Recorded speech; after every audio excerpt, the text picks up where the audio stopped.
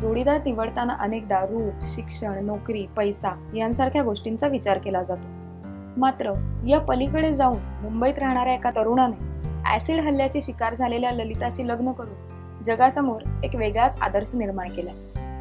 खरं तर ऍसिड हल्ल्याची शिकार झालेल्या मुलींना आयुष्याचा जोडीदार म्हणून स्वीकारायला कोणी तयार नसतं। पण या जगात काही लोक असेही आहेत की ज्यांना बाह्य सौंदर्यापेक्षा मनाचा मोठेपणा जास्त महत्वाचा वाटतो। मालाडमध्ये राहणारा रविशंकर त्यातलाच एक। ललिता आणि रविशंकर यांची प्रेम कहाणी अशीच काहीशी वेगळी। या दोघांच्या रेशीम गाठी मोबाईलमुळे जुळल्या। ललितानं एका रॉंग नंबरवर कॉल केल्यावर ती रविशंकरच्या संपर्कात आली। आपण केलेला फोन हा रॉंग नंबर होता हे तिला थोड्या उशिराच कळलं, पण या रॉंग नंबरने तिला आयुष्याचा राईट जोडीदार दिला। ठाण्यातल्या कळवा इथं राहणारी ललिता बनसी 6 वर्षापूर्वी उत्तर प्रदेशमध्ये आपल्या मामाच्या घरी गेली होती। मामाच्या मुलाबरोबर तिचा काही किरकोळ वाद झाला आणि हा वाद डोक्यात ठेवून मामाच्या मुलाने तिच्या चेहऱ्यावर ऍसिड फेकलं। यामुळं ललिताचा चेहरा कायमचाच विद्रूप झाला।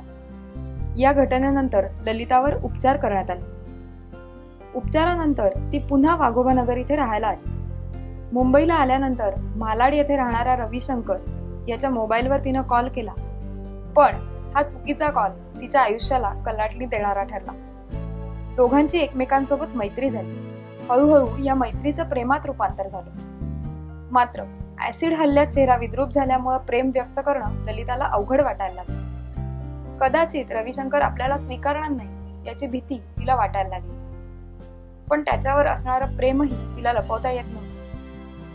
शेवटी धाडस करून तिनं आपल्या प्रेमाची कबुली रवीसमोर दिली आणि त्यानंही तिचा अतिशय चांगल्या पद्धतीने स्वीकार केला।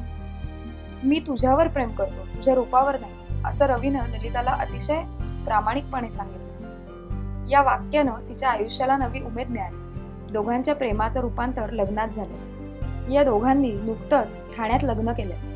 अभिनेता विवेक ओबेरॉय या लग्नाला उपस्थित होता।